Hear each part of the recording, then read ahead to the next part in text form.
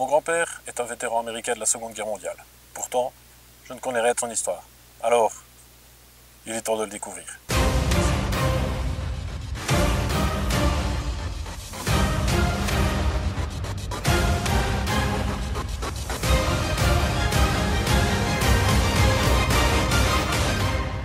Bonjour à toutes, bonjour à tous et bienvenue sur la chaîne Project Willis MB43. Aujourd'hui, je vous propose le troisième épisode de mon enquête sur les traces de mon grand-père. Dans cet épisode, nous découvrirons ensemble la réponse des archives nationales des États-Unis pour récupérer le dossier de mon grand-père et je vous montrerai également ces tenues que j'ai récupérées. Est-ce que cela va m'aider dans mon enquête? Est-ce que nous allons enfin trouver des réponses? Nous le verrons ensemble.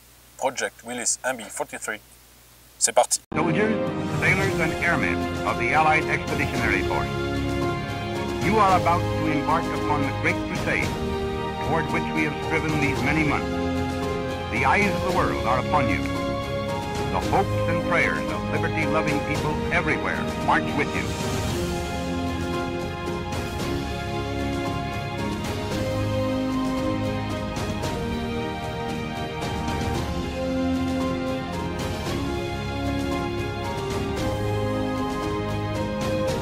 Your task will not be an easy one. Good luck, and let us all beseech the blessing of Almighty God upon this great and noble undertaking.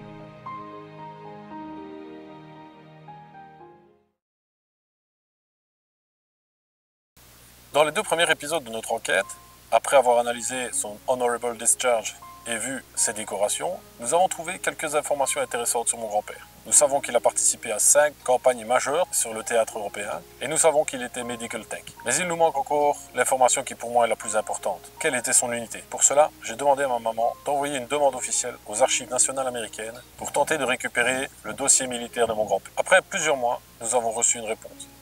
Et je vous montre ici le courrier que nous avons reçu. Malheureusement, comme vous pouvez le voir, le dossier ne se trouve pas dans leur base de données. Les archives nationales nous expliquent que la grande majorité des dossiers auraient été détruits dans un incendie en 1973. L'incendie des archives nationales américaines, survenu le 12 juillet 1953, est l'un des plus grands désastres archivistiques des États-Unis. La cause de cet incendie est toujours inconnue à l'heure actuelle, mais les conséquences ont été dramatiques. Entre 16 et 18 millions de dossiers militaires ont été détruits. Voilà qui ne va pas du tout m'aider dans mon enquête. Malgré tout, ils ont retrouvé un élément. Il s'agit de la dernière fiche de paye de mon grand-père lorsqu'il a reçu son Honorable Discharge. Malheureusement, ce document ne contient que très peu d'informations utiles dans le cadre de notre enquête. Mais ce n'est certainement pas le moment de baisser les bras. D'ailleurs, si vous souhaitez me donner de la force et du courage, n'hésitez pas à liker, commenter et partager cette vidéo. Pour continuer d'avancer, je vous propose maintenant de découvrir les tenues que j'ai récupérées de mon grand-père. Nous voici donc dans mon grenier. Je me trouve actuellement au-dessus de mon garage et le Jeep que je suis en train de restaurer est juste là en dessous. Vous pouvez d'ailleurs voir quelques pièces autour de moi, comme des pare-brises ici par terre ou les garde-boue, les ailes avant qui sont derrière moi. Et juste à côté de moi se trouvent les deux malles de mon grand-père. Aujourd'hui, je vous propose d'ouvrir la première où on y découvrira des tenues et quelques accessoires. Voici donc cette fameuse malle et nous allons ensemble l'ouvrir.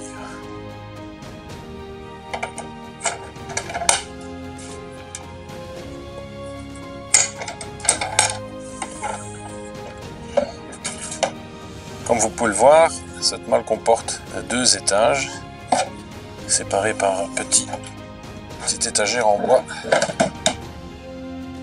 Une chose que je ne peux pas vous montrer à la caméra, c'est l'odeur qu'il y a dans ces malles. Un mélange de vieux équipements militaires et de naphtaline.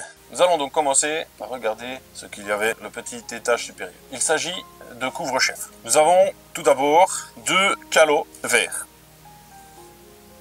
Ces Garrison Cap, comme on les appelle, sont des modèles post-Deuxième Guerre mondiale, utilisés plutôt dans les années 60. En effet, durant la Seconde Guerre mondiale, les passepoils, les petits liserets sur les côtés, étaient de différentes couleurs pour distinguer les différentes armes de l'armée des États-Unis. Il y avait notamment le bleu clair, qui symbolisait l'infanterie, et le service médical, puisqu'on parle de mon grand-père, arborait un liseré bordeaux et blanc. Ici, vous pouvez voir que les passepoils sont de couleur verte, puisque après la guerre, ces différentes couleurs ont été abandonnées et le calot a été uniformisé avec la couleur verte que vous voyez ici. La deuxième chose est une casquette de couleur olive drap. Bien qu'il n'y ait aucune étiquette, cette forme et cette couleur claire nous permettent d'identifier le modèle. Il s'agit d'une cape HBT, Herringbone Twine. HBT signifiait une sorte de tressage que l'on peut observer sur la casquette. Et ce modèle est de 1941.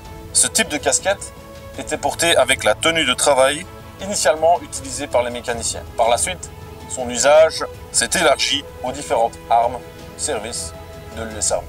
Voilà donc ce que contenait ce fameux étage supérieur. Voyons maintenant le dessous.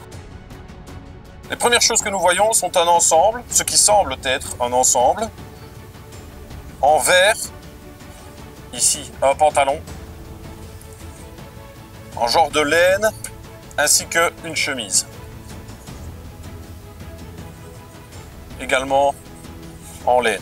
Le pantalon porte les inscriptions suivantes. Trousers Field Wool Serge Olive Green 108. Ce pantalon fut introduit à la toute fin 1945 et fut donc utilisé à la toute fin de la Seconde Guerre mondiale, puis largement porté pendant la guerre de Corée jusqu'en 1955-56. La chemise, quant à elle, porte l'inscription suivante. Shirt Field Wool Olive Green 108. Pattern date 16 September 1952. Cette chemise est donc également une pièce faisant la transition entre l'équipement de la Seconde Guerre mondiale et la guerre de Corée. Elle fut utilisée jusque dans les années 60. L'objet suivant est également une chemise, mais beaucoup plus légère et qui possède encore les insignes. Cette chemise est également en HBT. Les boutons sont en métal et des étoiles y sont représentées. Une nominette rouge avec des écritures jaunes est au-dessus de la poche droite. L'insigne US Army est noir avec des écritures jaunes et est porté au-dessus de la poche gauche. Les grades y sont encore présents. Il n'y a aucun marquage ou étiquette utilisable, mais d'après mes recherches, il pourrait s'agir d'une Shirt Utility Cotton Herringbone Twill Olive Drop Shade 7. Nous avons ensuite deux vestes lourdes. Nous avons tout d'abord celle-ci, qui est une veste modèle 1950, et puis une autre veste lourde. Il s'agit du modèle 1965.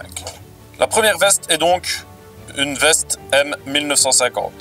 Cette veste n'est qu'une évolution du modèle 1943 utilisé à la fin de la Seconde Guerre mondiale. Le modèle 1950 fut utilisé entre 1950 et 1953. La seconde veste est une veste M1965. Il s'agit également d'une évolution de la M1950. Elle est surtout reconnaissable par la fermeture éclair et les boutons à pression. Cette veste est assez célèbre puisqu'elle a été utilisée durant tout le conflit au Vietnam. L'objet suivant est assez atypique puisqu'il s'agit tout simplement d'une capuche. Mais cette capuche est particulière. Avec une étiquette très claire, nous pouvons identifier cette capuche comme la capuche pour la Jacket Field M1943. La veste M1943, comme je l'ai dit plus haut, était la veste standard qui fut utilisée durant la Seconde Guerre mondiale pour remplacer la M1941 que je porte actuellement. Alors bien que cette capuche est initialement conçue pour la veste modèle 1943, elle est aussi compatible avec la veste M1950 que j'ai. Je ne peux donc pas affirmer que cette capuche date effectivement de la Deuxième Guerre mondiale ou si elle est postérieure. Et puis, il me reste deux objets qui ne sont pas dans ces mains et qui étaient bien conservés dans ma garde-robe.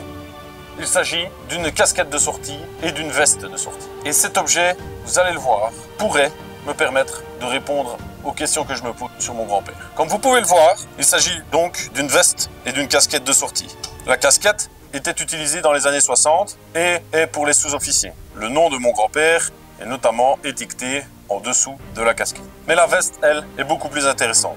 Il s'agit d'une veste de sortie utilisée par les soldats et les sous-officiers de plus ou moins 1956 à 1970. C'est la veste qu'il portait sur cette photo. Mais le plus intéressant est sur la manche gauche, puisque cette dernière comprend un insigne. Cet insigne que vous voyez est l'insigne de la 29e division d'infanterie. Vous le savez maintenant depuis le précédent épisode, j'adore les symboliques liées aux couleurs des insignes ainsi qu'aux médailles. Et l'insigne de la 29e division d'infanterie est un des plus symboliques que je connaisse. L'insigne de la 29e division d'infanterie est un cercle, reprenant les formes du yin et du yang. L'origine des couleurs, quant à elle, date de la guerre de sécession. Le bleu représente les États de l'Union, les nordistes, et le gris représente les États confédérés, les sudistes. Cette division ayant été formée en 1917 avec des soldats du nord et du sud du pays, l'insigne symbolise donc la réunification du pays après la guerre de sécession. Cette division est célèbre. Elle a notamment combattu pendant la Première Guerre mondiale en France, mais également a contribué largement lors de la Seconde Guerre mondiale. Elle a participé notamment au célèbre débarquement à Omaha Beach le 6 juin, puis à la libération de Saint-Lô en juillet, et a également participé à la dernière offensive des Alliés en Allemagne. Pour la première fois dans cette enquête, nous avons une piste sérieuse sur l'unité de mon grand-père. Je décide donc de contacter directement l'association des vétérans de la 29e division d'infanterie par mail pour espérer avoir des réponses. Voilà, ceci est la fin du 3e épisode de mon enquête sur les traces de mon grand-père. Vais-je enfin découvrir l'unité de mon grand-père? Nous le saurons, j'espère, dans le prochain épisode. En attendant, n'hésitez pas à liker cette vidéo, à partager, à commenter. Et moi, je vous dis à très bientôt. Ciao, ciao.